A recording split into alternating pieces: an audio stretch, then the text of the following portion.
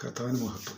പാരമ്പര്യ ക്രിസ്ത്യാനികൾ ഇല്ലായിരുന്നുള്ള തെളിവാണ്. അപ്പോസ്തല പ്രവൃത്തികളിലെ സാക്ഷ്യം പിന്തുടർന്നാൽ 1-ാം നൂറ്റാണ്ടിലെ പ്രമുഖ യഹൂദ റബ്ബി ഗമാലിയലിൻ്റെ ശിഷ്യൻ കൂടിയായിരുന്നു പൗലോസ്. റോമൻ ആധിപത്യത്തിലായിരുന്ന മധ്യധരണിയിൽ മേഖലയിലെ സുവിശേഷ വേലയ്ക്ക് അദ്ദേഹത്തിൻ്റെ റോമൻ പൗരത്വം സഹായകമായി.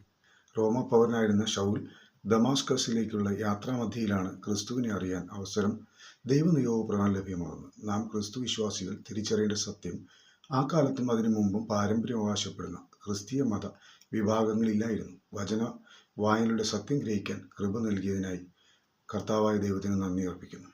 ഇതിൻ്റെ പിന്തുടർച്ച അടുത്ത വീഡിയോയിൽ ചെയ്യുന്നതാണ്. കാരണം പൗലോസ് അപ്പോസ്തലൻ എന്നത് ഒരു റോമ പൗരനായിരുന്നു. യഹൂദ ആചാരപ്രകാരം ന്യായപ്രമാണത്തിന് കീഴിൽ ഗമാലിയലിൻ്റെ കാൽക്കീഴിൽ നിന്ന് തിരുവചനം പഠിച്ചതായി നമുക്ക് അപ്പോസ്തല പ്രവൃത്തികൾ പഠിക്കുമ്പോഴറിയാം.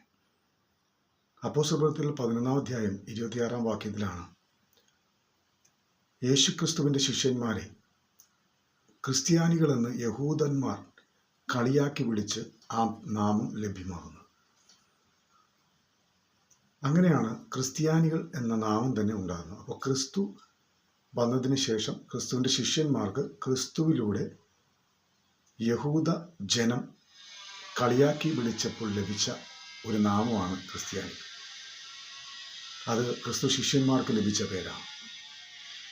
അതിനു മുൻപോ പിൻപോ നമ്മൾ ദൈവവചനം പഠിക്കുകയോ ചരിത്രങ്ങളെ അന്വേഷിച്ചു പോവുകയോ ചെയ്താൽ കൂടി പാരമ്പര്യം അവകാശപ്പെടുന്നതായ ഒരു ക്രിസ്തീയ വിഭാഗങ്ങളും ഈ പറയുന്ന ക്രിസ്തുവിൻ്റെ പിന്തുടർച്ച അവകാശപ്പെടുവാൻ കഴിയുകയില്ലെന്നുള്ള സത്യം അത് ഉറപ്പിക്കുന്നുണ്ട് ബൈബിളിൽ തന്നെ.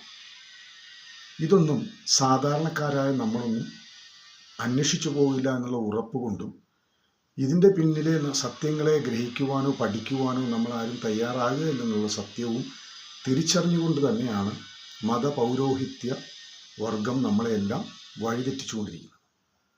അതുകൊണ്ട് തന്നെ സത്യം നമ്മൾ ഗ്രഹിക്കണം. സത്യം പഠിച്ച് സത്യത്തിൽ നിന്ന് നാം ദൈവവചനത്താൽ സത്യം ഗ്രഹിച്ച് സത്യത്തിലേക്ക് വഴി നടക്കുക എന്നുള്ളത് ദൈവത്തിൻ്റെ ഹിതമാണ്.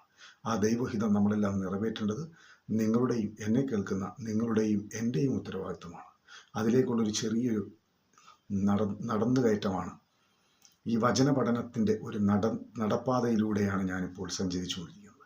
എനിക്ക് എൻ്റെ കർത്താവായ ദൈവം തരുന്ന വചനവായനയിലൂടെയും വചനപഠനത്തിലൂടെയും എനിക്ക് നൽകി തരുന്ന സത്യങ്ങളെ നിങ്ങളെ അറിയിക്കുക എന്നുള്ള ലക്ഷ്യം മാത്രമാണ് എനിക്കുള്ളത്. ഇതിൽ ആരെയും വേദനിപ്പിക്കുവാനോ ആരെയും മുറിവേൽപ്പിക്കുവാനോ ഒന്നും ഞാൻ കരുതുന്നില്ല. അങ്ങനെ ഒരു ആഗ്രഹം ഇല്ല.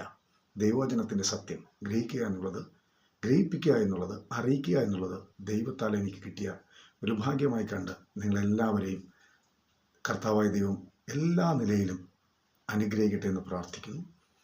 കർത്താവിന് മഹത്വം ഉണ്ടാകട്ടെ. ആമേൻ.